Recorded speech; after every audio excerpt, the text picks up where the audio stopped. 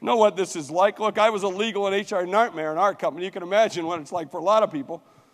But see, our job is to adapt, to change, or die. That's what we have to do. That's the mantra. If you take nothing from me today, it's to know that you need to adapt, to change, or die. Because that's what's going to happen to you. You should be in a business of continual improvement. I mean, I was so glad to see the improvements they're already making to the software that they're using here today, because we need that. We need to be up on it. It's got to be faster. It's got to be quicker. It's got to happen. And by the way, not everything's going to be perfect. In fact, when I stepped into Kodak and I started making the changes, and people said, well, what happens when we make a mistake? I said, well, let me ask you this question. Is anyone going to die? I mean, what's the most that can happen to most of us in our jobs? A paper cut, maybe, right? Oh, come on, that was freaking funny too. And I'm not talking about driving change just for change's sake. I mean, who gets into a car and locks in the steering wheel? You're always making adjustments to the gas pedal, to the brake, to the steering wheel, to the windows, to the air conditioner, to the radio, whatever. That's what we should be doing. We should be fighting for continuous improvement no matter what we do. Hook ourselves to the right kind of car, the right kind of engine, and get on with it, but start to make the changes. See, our job is to be agents of change. Leaders, that's what we are. That's what you are. You're bringing forth technology and new things into the company when people don't want to do it. Oh, I like the way it was. We got the system down. How many times have you heard that crap?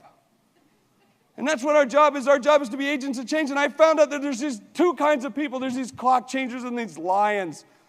Let me talk to you about clock changers. When I first showed up at Kodak, I showed up like a week early before I passed the urine test or anything. I flew to Rochester.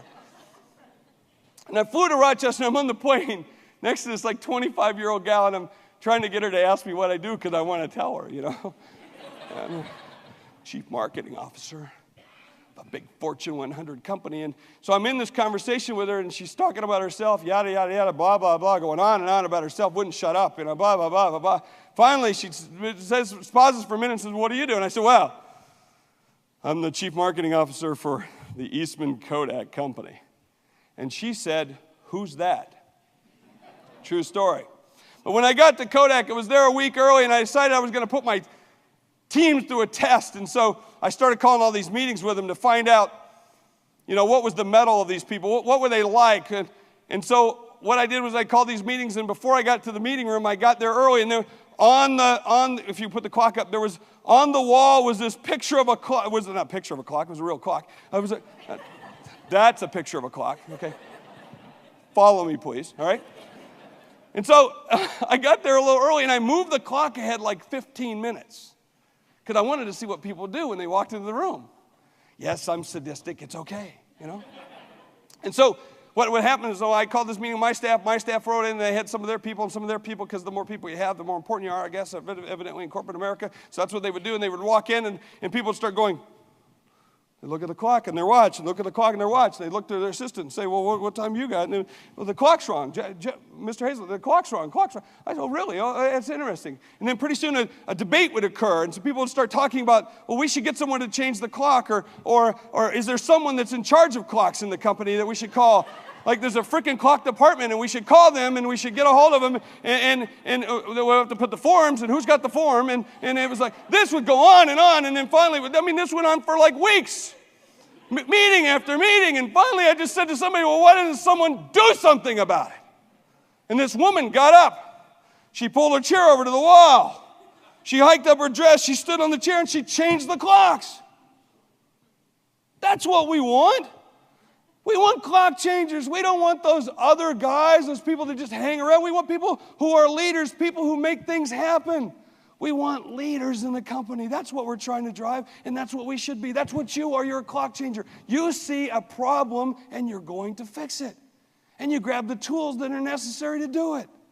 That's what we want. See, as leaders in a company, whether it's a Fortune 100 company or it's a small business, I'm looking for people who have noticeable assets. I'm looking for people who want to be seam operators, who want to be cheerleaders to reinforce the goals. I want people who want continuous change. And, I want people who bring me solutions, not problems. My entire day is filled with people, even today, with people who want to bring me the problems. Don't bring me the problems. Bring me the solutions. Bring me the solutions, and you're more valuable. And that's what leaders do. So you should be trying some new things, trying out new and different ways. It's not easy. In my book, I talk about the 5 things that drive corporations crazy, that make companies fail. And one of those is creating tension and taking risk. Now, in our companies, our job as leaders is to take everybody from the center of the stage and move them to the edge. That's what we're supposed to do. They have a saying in sports, no pain, no. Why don't we have that in business? And when we take these risks, I tell my folks everywhere, no one's going to die if we make a mistake. It's not easy to take risk in a company, not easy to cause tension. But see, that's our jobs as leaders.